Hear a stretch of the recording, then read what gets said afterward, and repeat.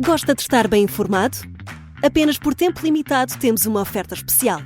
Todos os conteúdos Observador com 52% de desconto. Ler as notícias que importam, ao minuto, artigos de opinião sem restrições ou acesso antecipado aos Podcast Plus e muitos mais benefícios. Tire a prova dos 9 e descubra as nossas ofertas. Flash Sale Observador. Mais benefícios, metade do preço. Assine agora em observador.pt por 1 ano com 52% de desconto. Esta é a história do dia da Rádio Observador. O caso do banqueiro preso mais de 16 anos depois do crime.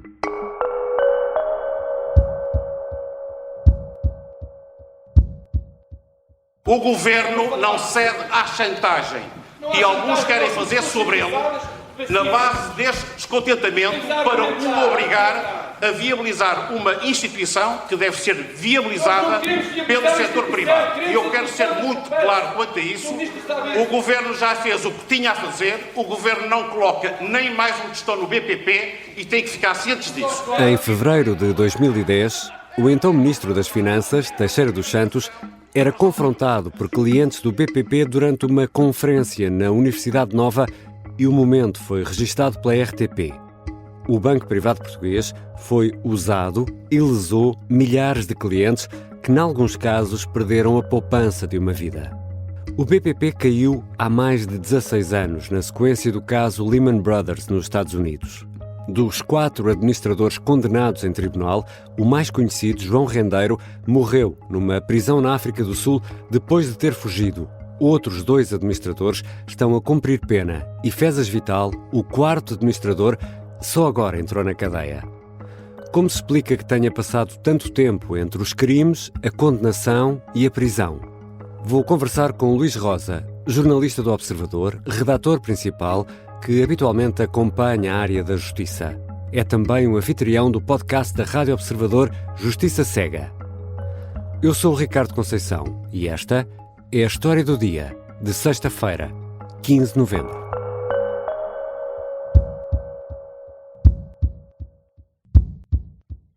Bem-vindo, Luís. Olá, Ricardo. Já passaram mais de 16 anos desde a queda do BPP. Importa resumir aqui este caso. Que caso é este do BPP? É um caso que tem a ver com um pequeno banco de investimento, um pequeno private banking, chamado Banco Privado Português, que foi a primeira vítima do chamado caso de Lehman Brothers, da crise financeira que foi causada pela queda do Lehman Brothers, que era um banco de investimento norte-americano com grande impacto global.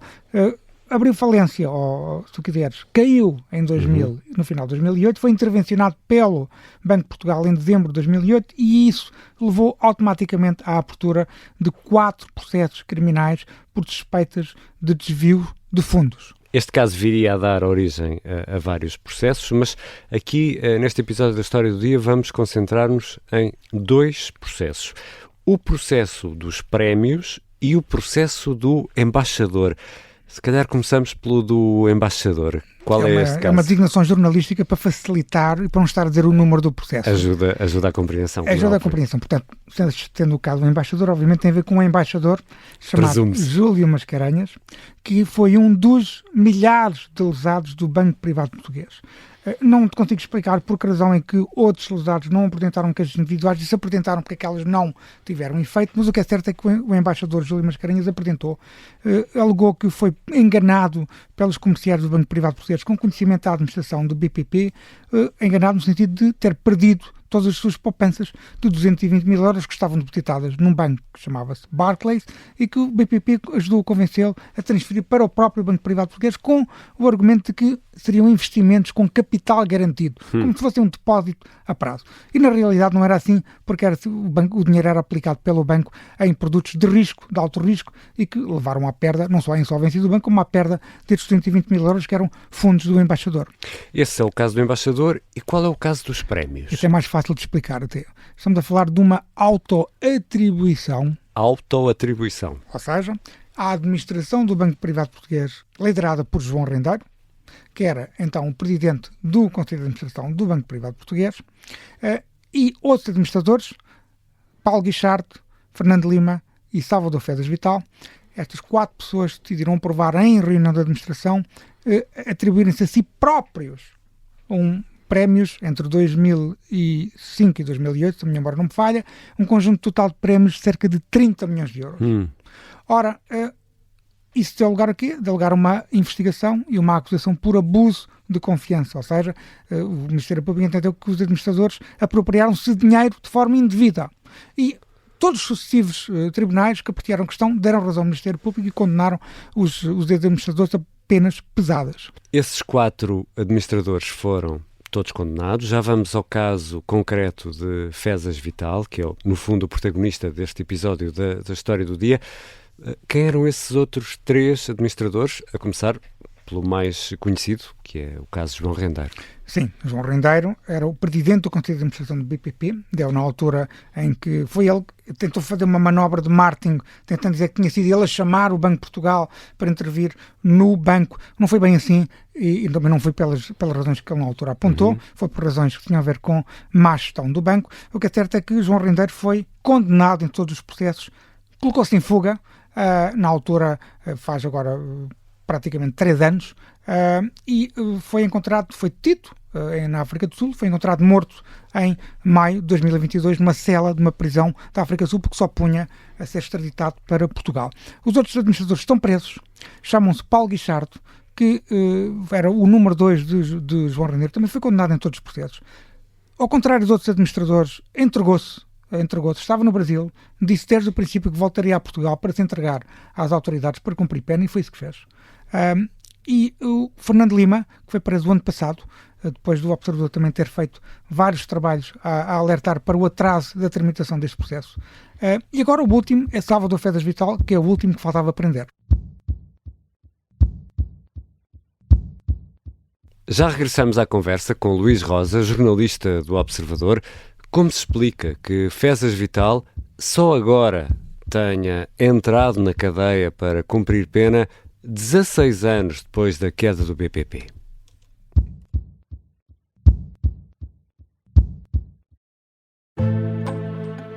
O sargento na cela 7. O homem na cela 7 escapou à morte por pouco. Piratinha do ar. Eu já disse que ele só tem 16 anos. Um espião no Kremlin. Esta é a história escondida de como Putin montou uma teia de poder e guerra. O encantador de ricos. Todos queriam estar com ele, todos queriam ser vistos com ele e todos queriam fazer negócios com ele. Operação Papagaio. Dão-lhe a entender que o melhor é que também fique calado. Matar o Papa. Crono não está só disposto a matar, também está disposto a morrer. Um rei na boca do inferno. A mansão da boca do inferno está cheia de espiões e informadores, por dentro e por fora. São histórias que fazem parte dos Podcast Plus do Observador.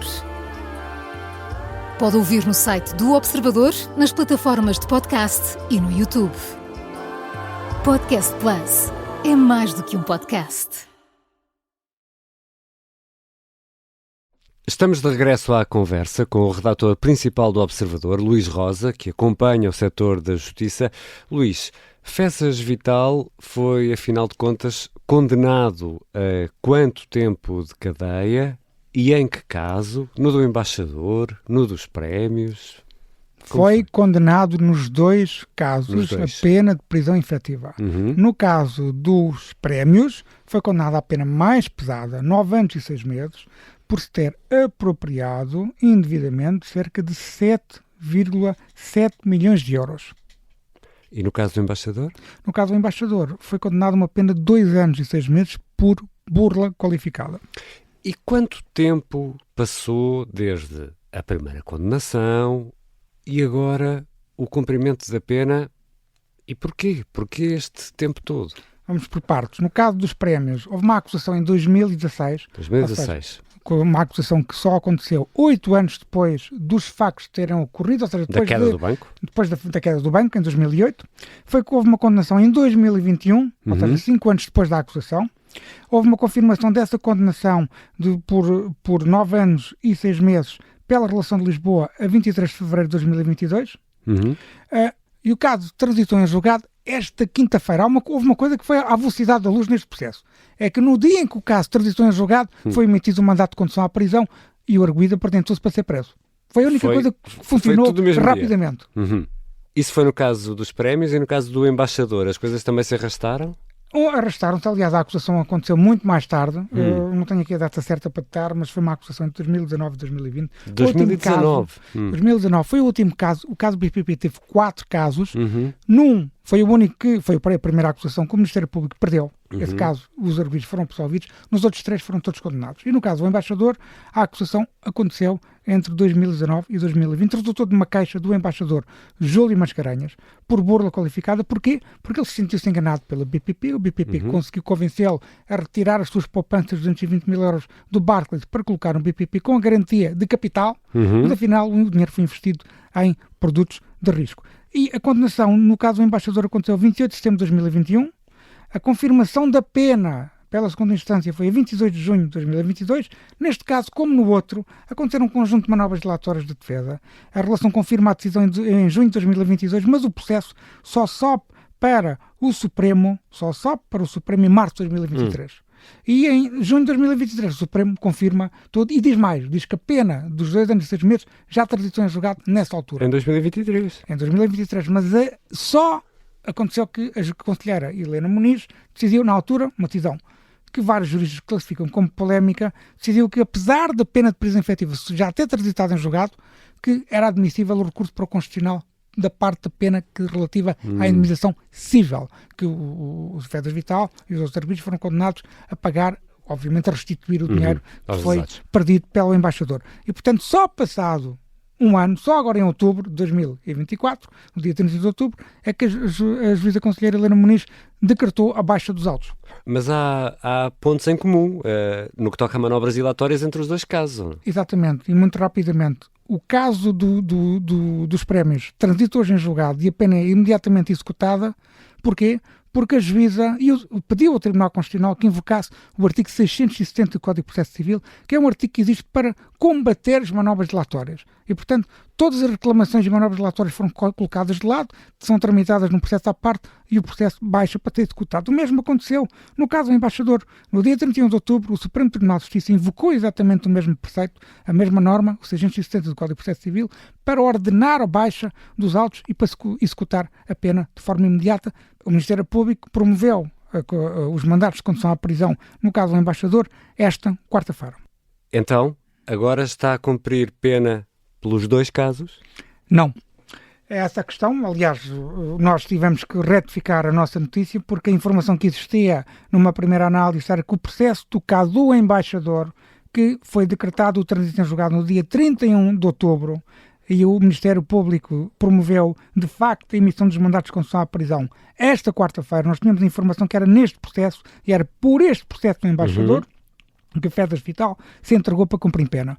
Mas ao final da tarde, houve uma nova informação que colocou essa em causa, e, portanto, de facto, confirmamos tudo novamente, de facto, Salvador Fedas Vital entregou-se para cumprir a pena de prisão de 9 anos e 6 meses. Como eu disse há pouco, foi uma decisão muitíssimo rápida, quase à velocidade da luz, e muito rara na justiça portuguesa. Ou seja, uma juíza de primeira instância estava muito atenta à tramitação do processo, coisa que não é costume, e quando o Tribunal Constitucional emitiu o acórdão e invocou o 670 para os processos baixar imediatamente, a juíza agiu de forma operativa. O que é notável neste caso, vou dizer assim, porque... E acho que, deixa-me dizer o nome da juíza, chama-se juíza Tânia Loureiro Gomes, e merece um aplauso. Fica registado.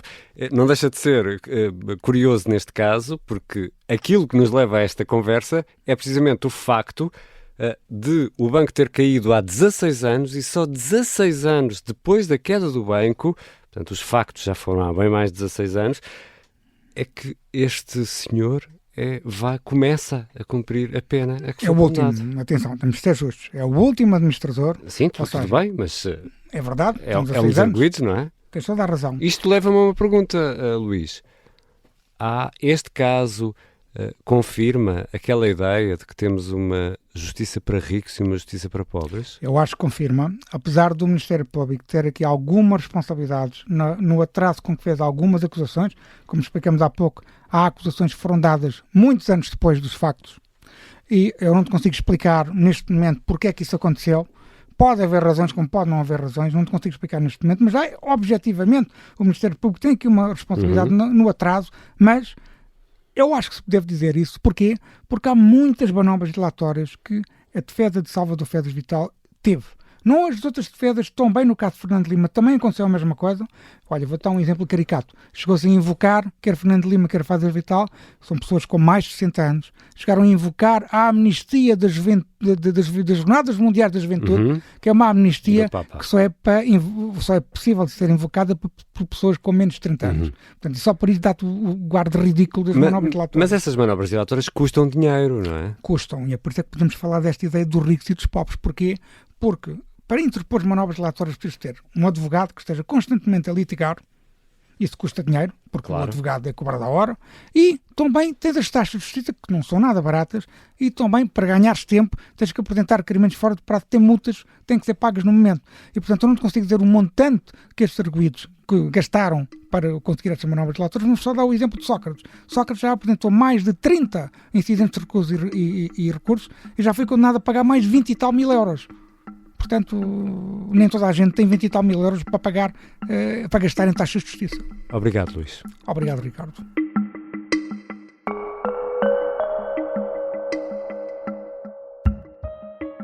Luís Rosa é jornalista do Observador, redator principal e acompanha há muito a área da justiça.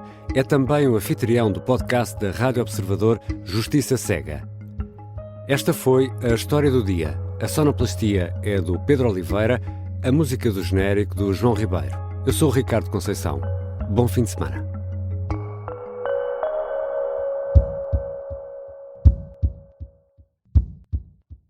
Se gostar deste podcast, pode seguir, dar 5 estrelas e comentar o episódio na Apple Podcasts ou no Spotify. Pode também subscrever e gostar no YouTube. Assim recebe uma notificação sempre que houver um novo episódio.